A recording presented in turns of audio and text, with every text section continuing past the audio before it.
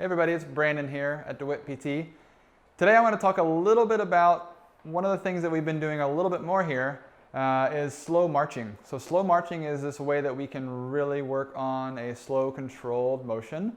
With running, it's essentially repetitive single leg stance just very quickly. But I want to see if I can break that down a little bit and see how stable I can get on one foot. So we'll show you some different variations of exercises that we can work on with that slow march. The big goals of this are essentially to try to use those toe muscles as little as possible as you're balancing. Get good extension, stay nice and tall, and use that glute and see if we can really stay nice and controlled and slow, balance through that core. This will be our slow march for running control and single leg balance. So we'll start super basic with this. All I want to see is just a slow march.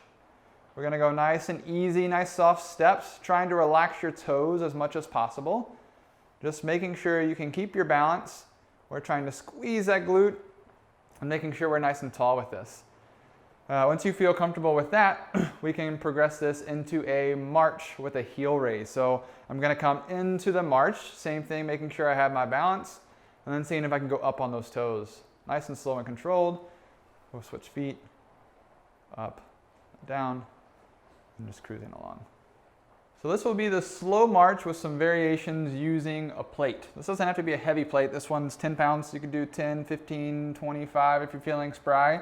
But what we'll do, the same thing, just make sure that we can get your control with this. So one of the ways that we can make this more challenging is a reach forward, back, and then continue with the march. This is just going to turn on the kind of posterior chain here. Okay, that's one variation. The other variation is we can go overhead with the plate. Same thing, just makes you a little more top heavy.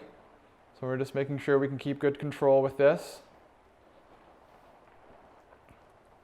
The last variation that we'll do is a bit of a rotation. So same thing, up on that foot. And then we're going to rotate. Either way, truly, I generally like to go over the leg that's up. So my right leg is up. I'll go to the right. Seeing if we can be controlled this whole time. And try those for 60 seconds, 2 or 3 times.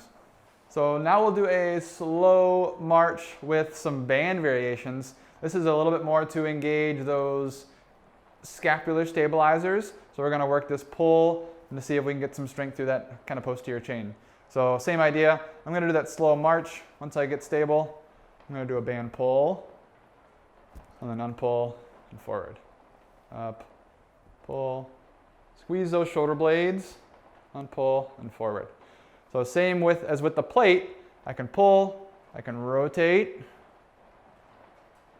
and then I can keep going forward, same thing, pull, rotate, working that balance, making sure everything is working there.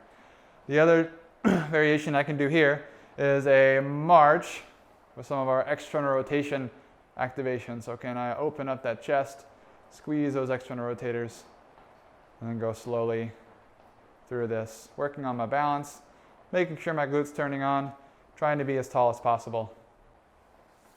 So give those variations a try.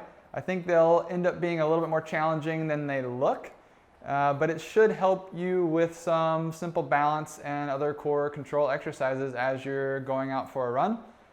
Give it a shot and see what you think.